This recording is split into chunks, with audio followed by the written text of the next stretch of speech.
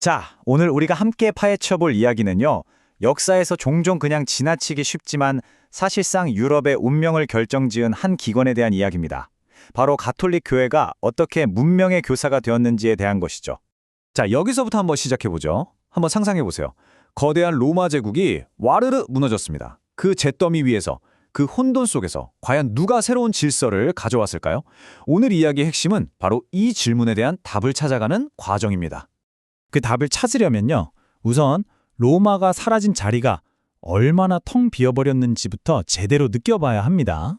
수백 년 동안 유럽을 하나도 묶어주던 뭐랄까 거대한 중력 같은 게 그냥 사라져버린 거예요.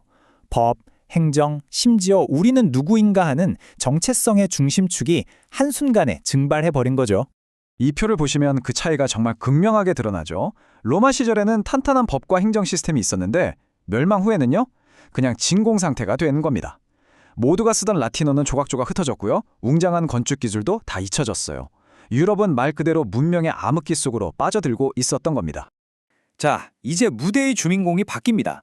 유럽의 새로운 지배자, 게르만 부족들이 등장하는데요. 여기서 아주 재미있는 역설, 즉 아이러니가 펼쳐집니다. 바로 이겁니다. 힘으로는 로마를 이겼지만 정교한 문명을 만들고 나라를 다스리는 방법은 전혀 몰랐다는 거예요. 그래서 자기들이 무너뜨린 바로 그 대상을 부러워하고 또 따라하고 싶어 했던 거죠. 그들이 부러워한 게 단순히 번쩍번쩍한 건물이 아니었어요. 이 목록들이 진짜 핵심입니다. 바로 눈에 보이지 않는 질서였죠. 체계적인 행정, 법률, 계약이라는 개념, 그리고 이 모든 걸 기록하고 전달하는 문자의 힘. 이게 바로 문명의 진짜 운영체제, 소프트웨어였던 겁니다. 그러니까 딜레마가 아주 명확해진 겁니다. 제국을 만들고 싶은 야망은 있는데 그걸 실현할 방법, 즉 매뉴얼이 없는 거예요. 가르쳐줄 선생님인 로마는 이미 역사 속으로 사라져버렸고요. 바로 이 절망적인 순간 모든 게 무너져 내린 폐허 속에서 정말 예상치 못한 단 하나의 기관이 꿋꿋이 살아남아 있었습니다. 이게 정말 중요합니다. 로마라는 제국은 무너졌지만 로마 교회는 무너지지 않았다는 거. 물리적인 힘은 사라졌어도 그 정신과 조직, 유럽 전역에 깔린 네트워크는 그대로 살아남은 유일한 존재였던 거죠. 당시 교회의 주교나 수도사들은요, 그냥 기도만 하는 사람들이 아니었어요. 저는 이들을 문명의 기술자들이라고 부르고 싶어요.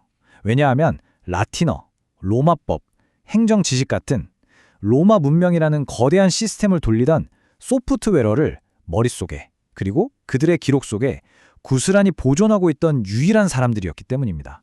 교회가 지켜낸 게 바로 이런 지식들이었습니다. 언어, 법, 기록, 교육, 하나하나가 전부 나라를 세우고 다스리는 데 없어서는 안 될 핵심 기술들이잖아요. 그러니 게르만 왕들 눈에는 교회가 그야말로 문명의 노하우가 가득 찬 보물창고로 보였겠죠. 자, 그럼 다음 단계로 넘어가 볼까요? 어떻게 이 보물창고가 유럽 최고의 정치 권력으로까지 성장하게 됐는지 그 과정을 한번 따라가 보겠습니다. 처음에는 딱 윈윈 관계였어요. 학생과 교사처럼요. 게르만 왕들은 교회한테 통치에 필요한 지식과 왕으로서 다스릴 자격이 있다는 정당성을 얻었고요. 그 대가로 교회의 땅과 사람들을 지켜줬죠. 아주 이상적인 공생관계처럼 보였습니다. 하지만 이 관계의 무게추가 서서히 기울기 시작합니다. 이 흐름을 보세요. 처음엔 지식을 가르쳐주는 교사 역할이었죠.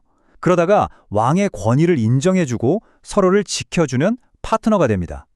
그리고 마침내 왕을 세우고 심지어 마음에 안 들면 끌어내릴 수도 있는 정치적 지배자의 자리까지 올라서게 된 겁니다. 결국 교황은 유럽의 모든 왕들 위에 군림하는 존재, 그야말로 왕들의 왕이 된 겁니다. 보이지 않는 종교적 권위가 보이는 세속 권력을 완전히 찍어 누르게 된 거죠. 그리고 이 장면이야말로 그 권력의 정점을 상징적으로 보여주는 사건입니다. 바로 카노사의 굴욕이죠. 당시 유럽에서 가장 강력했던 신성 로마 제국의 황제가 눈밭에서 사흘밤 낮을 떨며 교황에게 무릎 꿇고 용서를 빌어야 했어요.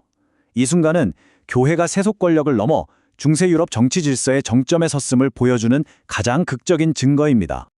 자, 이제 이야기를 마무리할 시간입니다. 이 기나긴 역사가 오늘날 우리에게 던지는 메시지는 과연 무엇일까요? 그러니까 게르만인들에게 교회는 그냥 믿음의 대상, 그 이상이었던 거예요. 그건 바로 살아있는 로마의 기억 그 자체였습니다. 글을 읽고 쓰는 법부터 나라를 다스리는 행정 노하우, 그리고 무엇보다 왕으로서 통치할 수 있는 그 권위의 원천까지 문명에 필요한 모든 것을 공급해주는 유일한 창구였던 거죠. 오늘 이야기의 핵심이 바로 이 문장에 담겨 있습니다. 파괴는 쉽다. 그러나 그 빈자리를 어떤 질서로 채울 것인가는 전혀 다른 질문이다. 정말 그렇지 않나요? 무너뜨리는 건 한순간이지만 그 위에 무언가를 제대로 세우는 건 훨씬 더 어렵습니다.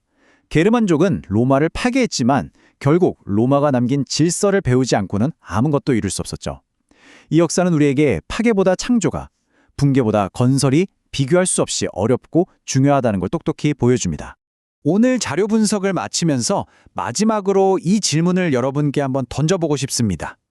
먼 과거, 교회가 로마의 기억과 질서를 지켜냈던 것처럼 지금 우리가 살고 있는 이 시대에 소중한 가치와 지식, 그 질서를 온전히 기억하고 다음 세대로 이어줄 기관은 과연 어디에?